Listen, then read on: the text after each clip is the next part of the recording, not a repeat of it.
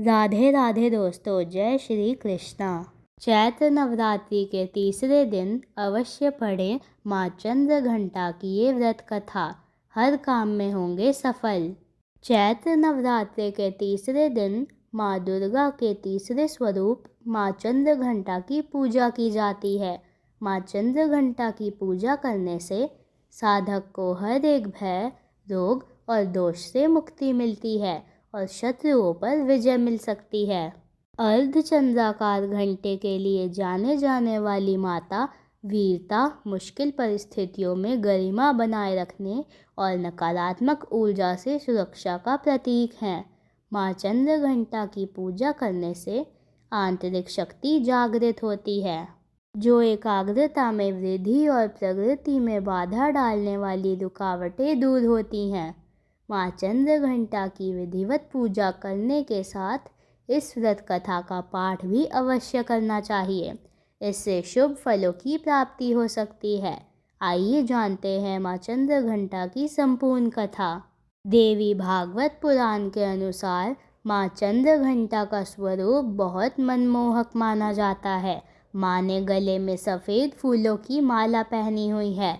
वह बाघ पर सवार होती हैं। माँ चंद्र घंटा की 10 भुजाएं हैं, जिनमें कमल, धनुष, बाण, खड्ग, कमंडल, तलवार, त्रिशूल, गदा सहित अन्य दिव्य अस्त्र हैं। उनके सिर पर अर्धचंद्र स्थित होने के कारण उन्हें चंद्र घंटा कहा जाता है। माँ चंद्र घंटा की व्रत कथा। पौराणिक कथाओं के अनुसार जब महिषासुर ने अपनी अपार शक्ति के बल पर तीनों लोकों में उत्पात मचाना शुरू किया, तब उसका अहंकार इतना बढ़ गया कि उसने स्वयं को अजय मान लिया। उसने इंद्रदेव को परास्त कर स्वर्गलोक पर अधिकार कर लिया और देवताओं को चारों ओर से त्रस्त कर दिया। उसके अत्याचार से न केवल देवता बल्कि मानव और ऋषि मुनि भी भयभीत रहने लगे। चारों ओर हाहाकार मच गया। धर्म व्यवस्था पूरी तरह से अस्त व्यस्त हो गई। इस संकट की घड़ी में सभी देवता एकत्र होकर ब्रह्मा, विष्णु और महेश के पास पहुँचे। उन्होंने महिषासुर के आतंक और अत्याचारों की कथा सुनाई। देवताओं की पीड़ा सुनकर त्रिदेव अत्यंत क्रोधित हो उठे। उनके क्रोध की ज्वाला से उनके मुखमंडल से एक प्रचंड और दिव्य ऊर्जा प्रकट हुई। यह ऊर्जा तेजोमय प्रकाश के रूप में एकत्रित होकर एक अद्वितीय और अलौकिक स्वरूप वाली देवी में परिणत हुई।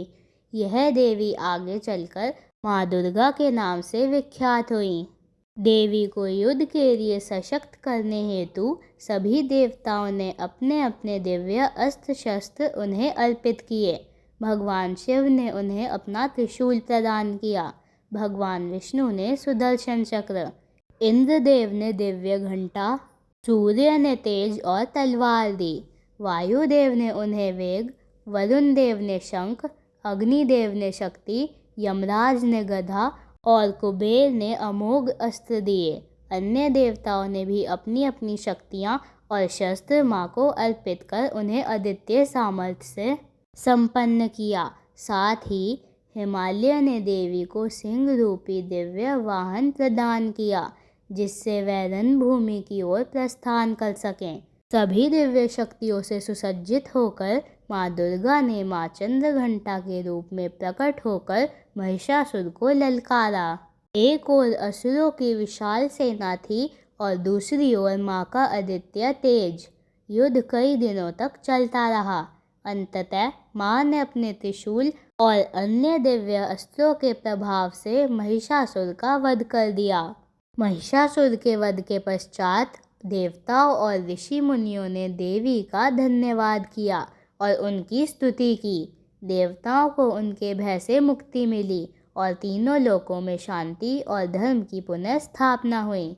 इस प्रकार माँ दुर्गा ने न केवल महिषासुर के आतंक से मुक्ति दिलाई, बल्कि यह संदेश भी दिया कि जब जब अधर्म और अत्याचार बढ़ेगा, तब तब दिव्य शक्ति धर्म और सत्य की रक्षा के लिए अवश्य अवतरित होंगी।